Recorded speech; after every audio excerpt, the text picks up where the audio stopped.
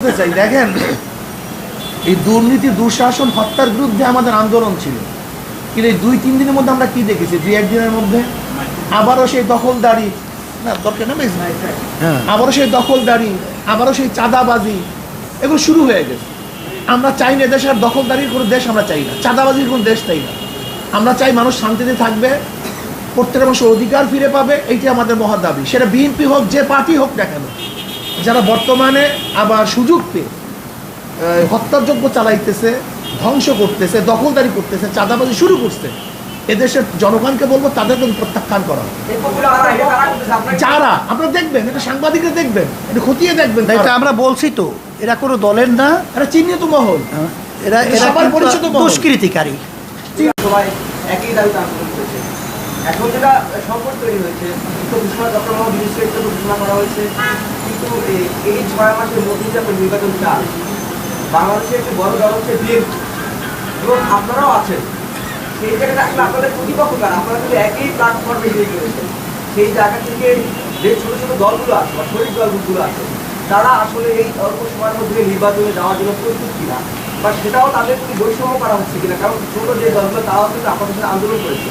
এত অল্প সময়ে এই ছোট দলগুলো তাদের রাজনৈতিক কর্মকাণ্ড গুছিয়ে আনতে পারবে কিনা একটি নির্বাচন সামাল দেওয়ার জন্য, এ বিষয়ে আপনি আমরা আগে থেকেই নির্বাচনের ব্যাপারে এবং রাজনৈতিক বিএনপি সহ সব দলগুলোই আসলে নির্বাচনের ব্যাপারে আগে থেকেই আমরা প্রস্তুতি গ্রহণ করে আসলে ছিলাম, এখনও আছি। 6 মাসের মধ্যেই আমরা আলহামদুলিল্লাহ আশা করি সুন্দরভাবে আমরা নির্বাচনে অংশগ্রহণ করতে পারবো। এই মন মানসিকতার আলোকেই তো আজকে আমরা 6 মাসের কথাই বলেছি। আমি তো অন্য অন্য ছোট রাজনৈতিক দলগুলোর কথা বলছি, যারা আপনাদের সাথে এই কর্মসূচিতে নানানভাবে করেছেন, শরিক দলগুলোর কথা বলছি, এই দলগুলোর প্রতি বৈষম্য হয়ে যাচ্ছে কিনা আপনাদের এই 6 মাসের দাবিটা? এটা তো এখন বলা যায় না। বিএনপি তো অলরেডি 3 মাসের কথা বলছে। আমরা তো 6 মাসে আমরা প্রস্তুতি আছে বিধায় তো আমরা বলছি, এবং অন্য অন্য সমমনা ছোট দলগুলোর ব্যাপারটা তো এখন পর্যন্ত আমাদের জানা নাই। তবে আশা তো করি 6 মাসের বেশি কারো লাগার কথা না। আমার একটা প্রশ্ন আছে, আপনারা বলেছেন যে আপনারা 6 মাসের মধ্যে নির্বাচন চান, নির্বাচন কমিশন আপনারা চাইছেন, আপনারা এটাও বলেছেন একবারে কম সময় 6 মাস নতুন একটা কমিশন আসবে, সব চেঞ্জ হবে, সময় বদলাবে, প্রত্যেকটা উপজেলায় প্রত্যেকটা আসনে কি আসলে এই 6 মাসের মধ্যে নির্বাচন কার্যক্রম পরিচালনা সম্ভব কিনা? আসলে এর আগে অভিযোগ জানিয়েছেন 2 বছর 3 বছর সময় একটা কমিশন নির্বাচন দিতে পারেনি। আপনি কি মনে করেন যে মাত্র 6 মাসে হবে? একটা দ্বিতীয় প্রশ্ন হচ্ছে, যখন বিরোধ সরকার গঠন করছে সবাই জানি, আপনারা কি মনে করেন যে যার অধীনে নির্বাচন হবে বা তাকে সমর্থন জানান? আমরা নির্বাচন কমিশন সহ যে কথাগুলো এখানে বলছি, 6 মাসের ভিতরে এগুলো সব সম্ভব বিধায়ে আমরা এই কথাটাই বলছি। এটা 6 মাসের ভিতরে পারবে না এরকম কোনো যৌক্তিক আপনাদের কাছে যদি কোনো কথা থাকে, সেটা আমাদের কাছে বলতে পারে। আমরা পারবো বলবো বিধায় দেব, এবং পারা সম্ভব বিধায়, এর জন্যই আমরা 6 মাসের কথা বলেছি।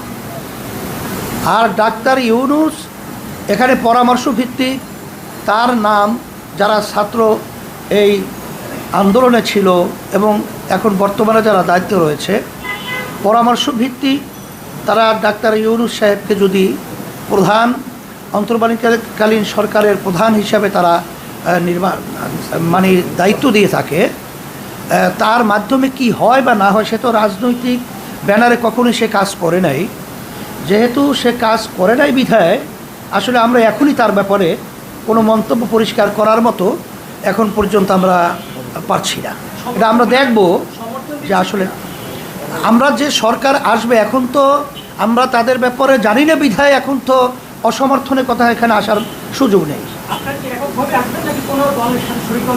সেটা এখন বলা যাচ্ছে না, এটা আমরা অবস্থার পরিপ্রেক্ষিতে। আপনারা কি অন্য অন্য যে দল বা ইসলামিক যে দলগুলো আছে তাদের সাথে একজোট হয়ে এবং জামাতের সাথে একজোট হয়ে ইসলামিক কোনো সরকার গঠন করার চেষ্টা করছেন নাকি নিজস্বভাবে? আমরা ইসলামী সমমনা দলগুলোর ব্যাপারে আগেই আমরা বলেছিলাম যে আমরা চেষ্টা করব একত্রিত হয়ে ইসলামের পক্ষে বাক্স দেওয়া নির্বাচনে। আর অবস্থার পরিপ্রেক্ষিতে এটা আমরা তখনই সিদ্ধান্ত এবং তখনই পরিষ্কার বলতে পারবো যে আসলে আমরা কোন পদ্ধতিতে নির্বাচনে অংশগ্রহণ করলে ইসলাম, দেশ, মানবতার কল্যাণ হয়, সেটা আমরা তখন লক্ষ্য করবো ইনশাআল্লাহ। একটা বিষয় হচ্ছে- আমার একটা প্রশ্ন, বিষয়টা হচ্ছে রাহুল আনন্দ বাংলাদেশের একজন সংস্কৃতি কর্মী, ফ্রান্সের প্রধানমন্ত্রী হিসেবে তার সমস্ত সাংস্কৃতিক ইনস্ট্রুমেন্টগুলো দেখেছে এবং বুঝেছে। বাংলাদেশে বহু মত, বহু পক্ষের মানুষ আছে, তারাও থাকবে। আপনিও সেটা বিশ্বাস করেন, আমি আপনার প্রতি শ্রদ্ধা রাখি এবং বিশ্বাসও করি এবং আপনার কথা শুনেও সেটা মনে হচ্ছে। আমার প্রশ্ন হচ্ছে, এই যে রাহুল আনন্দের বাড়ি জ্বালিয়ে দেওয়া হলো, এই বিষয়ের সাথে আপনি একটু এবং পাশাপাশি আমি একটু যোগ করি, শেখ মুজিবের মূর্তি মানে প্রতিকৃতি ভেঙে নারায়ণ তাকবীর আল্লাহু আকবার স্লোগান দিয়ে তার প্রতিকৃতি পানিতে ডুবানো হচ্ছে, এই ধরনের কর্মকাণ্ড আপনার কাছে কি বিবেচিত হয়? শোনেন, আমরা প্রথম দিনই যখন নাকি আওয়ামী সরকার যখন নাকি পতন হলো, তখনই কিন্তু দেশবাসীর উদ্দেশ্যে আমাদের একটা কথা সকলের প্রতি গিয়েছিল। আপনারা দেখছেন কিনা, নজর আসছে কিনা জানি না। তখনই কিন্তু সংখ্যালঘু সহ তাদের জানমালের ইজ্জত এবং তার মালের হেফাজতের সংরক্ষণের ব্যাপারে আমরা কিন্তু পরিষ্কার বলেছি। এবং আজকেও আপনারা দেখবেন, গতকালকে সহ সারা দেশে সংখ্যালঘু সহ বাংলাদেশে যারা বসবাস করছে তাদের জানমাল এবং তাদের ধর্মীয় উপাসনালয়, তাদের মন্দির সহ সেটা আমাদের লোকজন পাহারা দিচ্ছে। সেভাবে আমাদের পরিষ্কার, এটা ইসলাম ধর্ম কখনোই কোনো জাতির জান মাল ক্ষতির কখনোই তারা এটা প্রশ্রয় দেয় নাই। এটা আল্লাহ রাসূল সাল্লাল্লাহু আলাইহি ওয়াসাল্লাম থেকে ইতিহাস, এখন পর্যন্ত এটা আমরা কখনো দেই নাই। এবং আপনারা দেখবেন বাংলাদেশ স্বাধীনতার সময়ও এবং বিভিন্ন সময় যখন নাকি রায়ট সহ যে বিভিন্ন ঘটনা বাংলাদেশে ঘটেছিল, তখনও কিন্তু হিন্দুরা আমাদের চরমনাইতে তখন কিন্তু আমাদের বাপদাদা সহ তাদের ওখানে তারা আশ্রয় নিয়েছিল এবং ওখানে তারা খাওয়া দাওয়া সহ ওখানে তারা কিন্তু বসবাস করেছিল। এটা কিন্তু পরিষ্কার। এর মাধ্যমে আপনারা জানতে পারবেন যে ইসলামী আন্দোলন বাংলাদেশ কখনোই আমাদের মাধ্যমে, এবং আমরা কখনোই এদের কোনো জানমালের ক্ষতি হোক এ ব্যাপারে কাউকে কোনোদিন ছাড় দেই নাই এবং ছাড় দেব না। এবং এটা সম্পূর্ণ একটা ঘৃণিত এবং সম্পূর্ণ একটা ধর্মীয় চেতনার বাইরের কাজ যারা করে। এরা কিন্তু কোনো ধর্মের বা এরা কোনো বর্ণের, এরা আসলে মূলত সন্ত্রাস। হুজুর, একটা বিষয় হচ্ছে, আরেকটা বিষয় হচ্ছে এই যে চলমান যে সংবিধানটা এখন আছে, আপনারা বলছেন যে স্বৈর শাসনের একটা অবসান হয়েছে, চলমান সংবিধানে কিন্তু এই পুরোনো ভূত কিন্তু আবার ফিরে আসার আছে। সেই জায়গা থেকে আপনারা সংবিধান পরিবর্তন নিয়ে আপনাদের আলোচনা হয়েছে কিনা? সংবিধান পরিবর্তনের সংবিধান পরিবর্তনের ব্যাপারে এটা তো এখন আমরা বলবো না, কারণ সংবিধান পরিবর্তনের একটা পদ্ধতি আছে, এটা এখন বললেই তো হয় না। এটা যখন নির্বাচন হবে, আমরা তো অচিরেই নির্বাচনের ব্যাপারে অবশ্যই এটা তো সেটা আমরা সকল দেখবে যে সংবিধানের ভেতরে যেগুলো জনগণের কল্যাণ, দেশের কল্যাণ বয়ে আসে না এবং ধর্মীয় বিভিন্ন সেন্টিমিটার যখন আঘাত করবে, এ ব্যাপারে আমরা সেটা দেখবো সংবিধানে কোন কোন ধারা পরিবর্তন করতে হয়, সেটা তখন আমরা বলবো ইনশাআল্লাহ। অন্তর করতে চান, এই সরকারে রাজনৈতিক না অরাজনৈতিক থেকে উলামায়ে কেরামকে টানা পড়ে দুইটি বিষয় থাকে, হেফাজতে ইসলাম অরাজনৈতিক সংগঠন। বাংলাদেশের ভিতরে শতকরা 92 জন তো মুসলমান বসবাস করে। সেখানে বাংলাদেশ পরিচালনার দায়িত্ব যারা পালন করবে, আর সাধারণ যারা নাকি মুসলমান, তাদের দিক নির্দেশনা সহ তাদের পরিচালনার ক্ষেত্রে দায়িত্ব পালন সম্মানিত উলামায়ে কেরামদের উপরে ন্যস্ত থাকে। রাজনৈতিক থাকবে না অরাজনৈতিক। রাজনৈতিক অরাজনৈতিক এটা আমাদের প্রশ্ন না, কিন্তু গ্রহণযোগ্য ব্যক্তিত্ব সম্পৃক্ত থাকা, তাদের একটা পরামর্শ থাকা, এটা জরুরি। আপনি আপনি আপনি বলুন। অন্তর্বর্তীকালীন সরকার যেসব নাম আমরা প্রস্তাব দিয়েছি, আপনারা বলছেন রাজনীতির পক্ষ থেকে কোনো একজন প্রতিনিধি সেখানে থাকতে হবে। সেই জায়গা থেকে আমরা আসলে আপনাদের কোনো আপনার দলীয় যেসব দল আছে তাদের যে প্রতিনিধির নাম আমরা এখনো দেখতে পাই। সেই জায়গা থেকে আপনারা এই অন্তর্বর্তীকালীন যে সরকার যাদেরকে নিয়ে গঠন করা হবে, সেটাতে যদি না থাকে সেখানে আমরা সমর্থন দেবেন কিনা, একটা প্রশ্ন। দুটো প্রশ্ন হলো, যেহেতু চলমান যে প্রসেস চলছে, শিক্ষার্থীরা এখনো সড়কে ট্রাফিক সিগন্যাল ম্যাপিং করতেছে, আপনাদের শিক্ষার্থীদের আমরা দেখেছি রাস্তায়। সেক্ষেত্রে আসলে শিক্ষার্থীরা কতদিন এই ট্রাফিক ব্যবস্থাপনা আপনার নিয়ন্ত্রণে থাকবে, তারা কতদিন সড়কে থাকবে, এই একটা বিষয়। তারা তাদেরকে উঠায় নেওয়ার জন্য আইনশৃঙ্খলা রক্ষাকারী বাহিনী তাদের মধ্যে কিন্তু ধারণা তৈরি হচ্ছে, তারা কিন্তু এখন কেউ পালন করতেছে না ডেলি। সেক্ষেত্রে আপনাদের কাছে কী বার্তা? আমাদের কাছে বার্তা তো পরিষ্কার দেখছেন, আমরা তো এখন সরকার পরিচালনা বা দেশ পরিচালনা করছি না।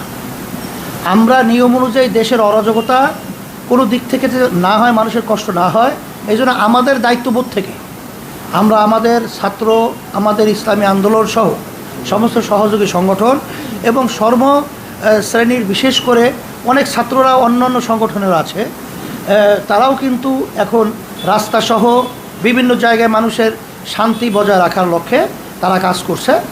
এখন আশা করি অল্প সময়ের ব্যবধানে এই অবস্থাটা কেটে উঠবে। এই জন্য পদক্ষেপ সেনাপ্রধান সহ, প্রেসিডেন্ট সহ এবং যারা নাকি রাজপথে আন্দোলন করেছিল সবাই আমরা সজাগ সোচ্চার এ ব্যাপারে আছি। এটা আমরা লক্ষ্য করছি। ইসলামিক দলের কোনো প্রতিনিধি যদি না থাকে সেক্ষেত্রে আপনারা এই অবস্থান আমরা দাবি করব, কিন্তু আমরা যদি ওখানে না থাকে সেটা আমরা পর্যালোচনা আলোচনা করার পরে দেখব, যদি আমাদের ইসলাম এবং দেশ মানবতার লক্ষ্যে কোনো ক্ষতি হয়, এরকম কোনো যদি অবস্থা অন্তর্বর্তীকালীন সরকারের ভিতরে আমরা লক্ষ্য করি, তখন আমরা কথা বলবো। প্রথম থেকে আমরা দেখতে পাচ্ছি যে ইসলামী আন্দোলন বাংলাদেশ ছাত্রদের সাথে মাঠে ছিল এবং শেষ পর্যন্ত তারা ছিল। তো সেক্ষেত্রে আপনাদের কি বিশেষ কোনো রূপরেখা আপনারা কি দিতে চান কিনা যে অন্তর্বর্তীকালীন সরকারে যে এই লোকজনটা থাকবেন, অথবা আপনাদের ভিতর থেকে কাউকে কি আপনারা যদি দায়িত্ব দেওয়া হয় সেক্ষেত্রে কি আপনারা নেওয়ার জন্য প্রস্তুত আছেন? না, সেটা আমরা আমাদের কথা বলেছি। আজকে আপনাদের মাধ্যমে যে কথাগুলো বলেছি তার ভিতরে কিন্তু কথাগুলো এসে গেছে। তারপরেও আমরা আমাদের রূপরেখা, সেটা পিয়ার যে পদ্ধতিটা আমরা বলেছি, পিয়ার পদ্ধতিটা আসলে সব এই ঝামেলার মূলত সমাধানের একটা সুন্দর পদ্ধতি। এটা আমরা বারবার বলে আসছি, এখনও বলছি, এবং আমাদের প্রস্তাব তো ধারাবাহিকতায় থাকবে। এটা আমরা যেহেতু রাজনৈতিক সচেতন, এই দেশের কল্যাণের জন্য কাজ করছি, সেই হিসাবে যখনই যে সুবিধা অসুবিধা আসবে এটা আমরা লক্ষ্য রেখেই আমরা আমাদের নিয়ম অনুযায়ী আমরা কথা বলবো। আমাদের কাছে চাইলে আমরা অবশ্যই করব। না, সেটা আমাদের দায়িত্ব থেকে আমরা বলছি যে এখানে অন্তর্বর্তীকালীন সরকারের রূপরেখাটা কেমন হবে এবং কি কি থাকা দরকার, এটা তো ইঙ্গিত এর ভিতরে আমরা এই কথার ভিতরে নিয়ে আসছি। নামের ব্যাপারে তো পরিষ্কার বলা লাগে না। সমন্বয়কদের সাথে কথা হয়েছে, তাদের সাথে কথা হয়েছে। আমরা কিন্তু বঙ্গভবনে প্রেসিডেন্টের ওখানে আমাদের কথা বলে আসছি। দীর্ঘদিন আওয়ামী লীগ ক্ষমতায় ছিল, আওয়ামী লীগের একটা ভোট ব্যাংক কিন্তু বাংলাদেশে আছে। আর তো সামনের যে নির্বাচন হতে যাচ্ছে কিংবা দল গঠন হচ্ছে, অন্তর্বর্তীকালীন সরকার গঠন হচ্ছে, এখানে আওয়ামী লীগের কোনো প্রতিনিধি নাই। তার মানে কি আমরা আগে থেকে দেখেছি যে একতরফাভাবে আওয়ামী লীগ দেশ শাসন করেছে, এখন কি আবার একতরফাভাবে বিএনপি বা জামাত বা ইসলামী আন্দোলন দেশ শাসন করবে কিনা? আপনারা কি মনে করেন আওয়ামী লীগকে রাখা জরুরি কিনা? আপনি একটু যোগ করে। এখানে আমরা একটা কথা বলছি, যারা নাকি দুর্নীতিবাজ, যারা নাকি অশান্তি এবং হত্যাযজ্ঞের সাথে জড়িত, এই ধরনের রাজনীতি করারই তাদের অধিকার নাই, সে আওয়ামী লীগই হোক বা অন্য কোনো দলেরই হোক। এটা আমরা নৈতিক কথা কিন্তু আজকে আপনাদের মাধ্যমে আমরা এই কথাটা কিন্তু জাতির সামনে সর্বত্র আমাদের অবস্থানটা পরিষ্কার করেছি। এখানে আওয়ামী লীগ বর্তমানে যে তাদের কার্যক্রমগুলো এবং এই 16 বছরের তাদের কার্যক্রমগুলো দেশ বিদেশে সর্বত্র আন্তর্জাতিকভাবে তাদের ব্যাপারে কি কথাগুলো এসেছে এটা আপনাদের সামনে পরিষ্কার। যদি দুর্নীতিবাজ হয় এবং তারা যদি দেশের অকল্যাণের কাজ তারা করে থাকে, অনিয়ম করে থাকে, হত্যাযজ্ঞ সহ মানুষের অশান্তি তৈরি করে থাকে, সেটা আলোচনার ভিত্তিতে সেটা দেখা যাবে যে আসলে আওয়ামী লীগ বলেন বা বিএনপি বলেন বা অন্য আদার্স কোনো দল বলেন, তার আসলে নির্বাচনে আসার আসলে উপযুক্ত কিনা। আমরা কিন্তু এখানে সাধারণভাবে কারা নির্বাচনে আসবে, কারা নির্বাচন করার যৌক্তিক দাবি রাখে এবং কাদের মাধ্যমে দেশ পরিচালনা হওয়া উচিত, সেটা কিন্তু আমরা কথা বলেছি আমাদের আজকে বক্তব্যের মাধ্যমে। এখানে আমি একটা কথা বলতে চাই, দেখেন, এই দুর্নীতি, দুঃশাসন, হত্যার বিরুদ্ধে আমাদের আন্দোলন ছিল, কিন্তু এই 2-3 দিনের মধ্যে আমরা কি দেখেছি, 2-1 দিনের মধ্যে আবারও সেই দখলদারি, না দরকার না, আবারও সেই দখলদারি, আবারও সেই চাঁদাবাজি, এগুলো শুরু হয়ে গেছে। আমরা চাই না দেশের দখলদারির কোনো দেশ, আমরা চাই না চাঁদাবাজির কোনো দেশ চাই না। আমরা চাই মানুষ শান্তিতে থাকবে, প্রত্যেকটা মানুষের অধিকার ফিরে পাবে, এইটি আমাদের মহা দাবি। সেটা বিএনপি হোক, যে পার্টি হোক না কেন, যারা বর্তমানে আবার সুযোগ পেয়ে হত্যাযজ্ঞ চালাইতেছে, ধ্বংস করতেছে, দখলদারি করতেছে, চাঁদাবাজি শুরু করছে, এদেশের জনগণকে বলবো তাদেরকে প্রত্যাখ্যান করা হবে। যারা আপনারা দেখবেন, এটা সাংবাদিকরা দেখবেন, এটা খতিয়ে দেখবেন, এটা আমরা বলছি তো, এরা কোনো দলের না, এটা চিহ্নিত মহল, এরা এরা সবার কিন্তু পরিচিত মহল। দুষ্কৃতিকারী। চিহ্নিত মহল পরিষ্কার।